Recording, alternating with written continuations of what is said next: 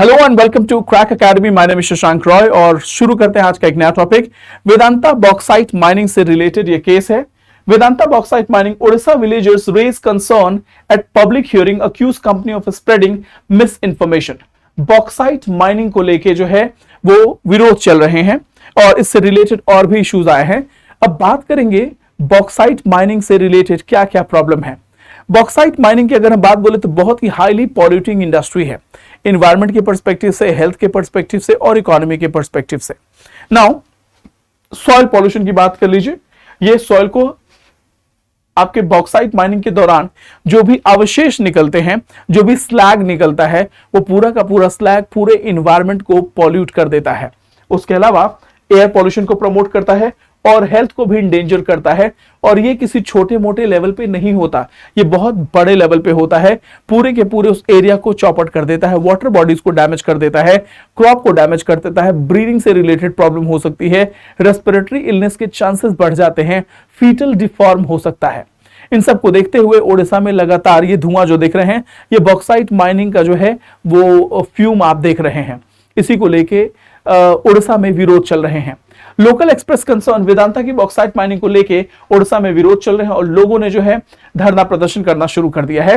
सिजीमाली bauxite mining में कालाहांडी ओडिशा में और रायगढ़ डिस्ट्रिक्ट में लगभग 1549 हेक्टेयर में बॉक्साइट माइनिंग का अप्रूवल प्रोजेक्ट चल रहा है, जिसके लिए गांव वाले सड़कों पर उतर आए हैं। ना public hearing and concern raise, लोगों का क्या कहना है?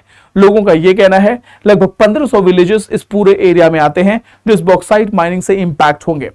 स्टेट पॉल्यूशन, उसके अलावा ऑफिशियल जो स्टेट पॉल्यूशन कंट्रोल बोर्ड के ऑफिशियल थे, डिस्ट्रिक्ट एडमिनिस्ट्रेशन के ऑफिशियल थे, उन सब के सामने सुनवाई की गई। लोगों का यह कहना है कि ये बॉक्साइट माइनिंग एनवायरनमेंट को पूरी तरीके से डैमेज कर देगा। नाउ लोगों का यह भी कहना है कि वेदांता ने जो रिपोर्ट दिया है वो रिपोर्ट फर्ज्ड है, यानी वो रिपोर्ट मिसलीडिंग है। उस रिपोर्ट में पूरी इंफॉर्मेशन नहीं दी गई है।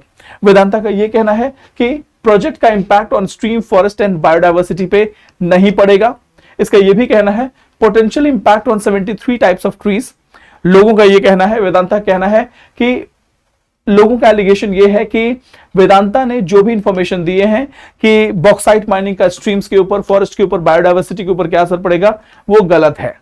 लोगों का कहना है कि लगभग 73 तरीके के पेड़, 21 वैरायटीज की घासें, मैमल्स, रिप्टाइल्स, बर्ड्स और एम्फीबियंस सब के सब इंपैक्ट होंगे वेदांता की इस माइनिंग से। उसके अलावा फ्लोरा एंड फाउना बहुत बड़े लेवल पे डैमेज हो जाएगा।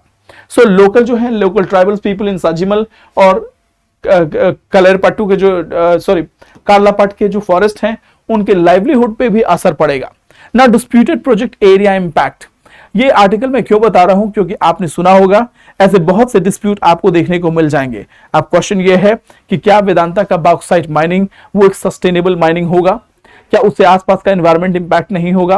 और अगर होगा तो क्या किया जाए? क्योंकि एक तरफ इकोनॉमिक डेवलपमेंट भी देखना है और दूसरी तरफ हमारे पास इकोनॉमी भी देखनी है।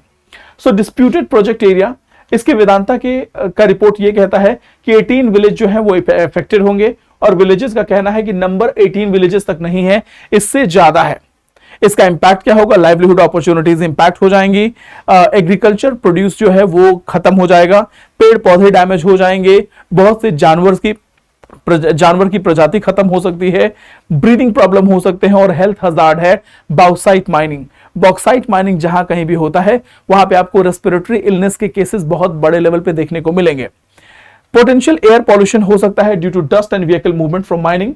उसके अलावा फ्रेश वाटर रिक्वायरमेंट, इस इंडस्ट्री के लिए 7,25,000 लीटर्स की जरूरत होगी पर डे। और अगर इतने बड़े लेवल पे अगर पानी का एक्सप्लॉयटेशन होगा तो पूरा का पूरा एरिया वाटर से डिप्लीट हो जाएगा। और इस बात को लेके ओडिशा के जो लोग हैं वो बार बार चर्चा कर रहे हैं कि इतने बड़े लेवल पे फ्रेश वाटर का रिक्वायरमेंट जो है वो बहुत प्रॉब्लम पैदा करेगा। ना माइनिंग रिलेटेड हेल्थ इश्यूज भी हैं, रेस्पिरेटरी इश्यूज हैं, अमंग प्रेग्नेंट वुमेन है, ओल्ड एज पर्सन है एंड जो बच्चे हैं उनमें सबसे ज्यादा प्रॉब्लम होगा। ना Odisha a 181 mines to air pollution and environmental hazard, और इस तरीके से ओडिशा में ऑलरेडी बड़े पैमाने पे रूरल एरियाज में जहां कहीं भी जो माइनिंग हो रही है वहां पे एयर पॉल्यूशन बहुत ज्यादा है, रेस्पिरेटरी इलनेस बहुत ज्यादा है। ये भी एलिगेशन लगाए हैं कि वेदांता का जो रिसर्च इन्वायरमेंटल इंपैक्ट असेसमेंट का जो उन्होंने रिपोर्ट सबमिट किया है स्टेट पॉल्यूशन कंट्रोल बोर्ड को और डिस्ट्रिक्ट अथॉरिटीज को, वो रिपोर्ट मिसलीडिंग है और इसके चलते, ठीक है, और इसके चलते लोग विरोध कर रहे हैं। डिस्ट्रिक्ट मजिस्ट्रेट से लोगों ने अर्ज किया है कि प्लीज अपने डिस्ट्रिक्ट मजिस्ट्रेट ने लोगों से अर्ज किया है कि अपने कंसर्न जो है वो प्लीज शेयर कीजिए हमारे साथ और इन्वायरमेंटल मिनिस्ट्री के साथ, और तब जाके हम शायद कोई एक्शन ले पाए। So here it is, Vedanta mining project को उड़ीसा में हो रहे विरोध के बारे में बात की गई है। बॉक्साइट माइनिंग से जो है वो मेजर इन्वायरमेंटल डैमेज हो सकता है because of dust pollution, because of vehicular movement, और इसमें सबसे ज्यादा प्रॉब्लम है रेस्पिरेटरी इलनेस से रिलेटेड, जो कि प्रेग्नेंट वुमेन को, ओल्ड एज पीपल को और बच्चों को इंपैक्ट कर सकता है। Now the question is how to manage. एक तरफ आपके पास इंडस्ट्रियल नीड है, इंडस्ट्रीज का आना बहुत जरूरी है, और दूसरी तरफ जो है वो आपका इन्वायरमेंट है, और यहीं पे आपका इन्वायरमेंटल इंपैक्ट असेसमेंट आता है। यहीं पे आपका इन्वायरमेंटल इंपैक्ट असेसमेंट बहुत बड़ा रोल प्ले करता है। अगर इन्वायरमेंटल इंपैक्ट असेसमेंट को सही तरीके से यूज किया जाए तो इस तरीके का कोई भी कॉन्फ्लिक्ट विलेजेस के बीच में, इस तरीके का कोई भी कॉन्फ्लिक्ट जो है विलेजेस और इंडस्ट्रियलिस्ट के बीच में नहीं आएगा, और इसीलिए हम सस्टेनेबल डेवलपमेंट गोल्स को बार बार प्रमोट करते हैं। So this is it in this article. हम फिर से मिलेंगे नए टॉपिक के साथ, तब तक के लिए thank you so much. God bless you all. जय हिंद, जय भारत। Thank you.